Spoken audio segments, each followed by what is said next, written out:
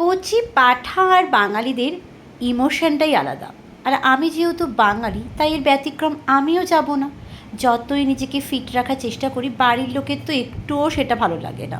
তো যাই হোক, আজকেই তোমাদের সাথে আমি শিউ আমার মর্নিং রুটিনটা শেয়ার করতে চলে এলাম। ঘুম থেকে উঠেই নিজের গ্রিন টি করে দেন আমার বাহনকে নিয়ে আমি আমার জিমে চলে আসি ওয়ার্কআউট করতে।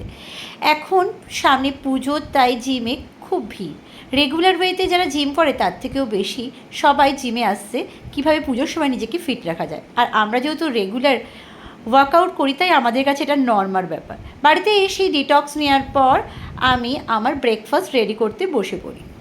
আজকে হবে এগ স্যান্ডউইচ। তার জন্য আমি খুব সিম্পল ওয়েতেই ব্রাউন ব্রেড নিয়ে তার মধ্যে একটু মেয়োনিজ লাগিয়ে আমি কর্ন আর এগটাকে আগে থেকে বয়েল করে ওটাকে স্ম্যাশ করে ব্রেডের ওপর দিয়ে তারপর ভেজিটেবলসগুলোকে দিয়ে ব্রেডটার ওপর আরেকটা ব্রেড লাগিয়ে প্যানে একটুখানি বাটার দিয়ে এপিট ওপিট করেই আমার ডেইলি এগ স্যান্ডউইচ এইভাবেই আমি রেডি করি।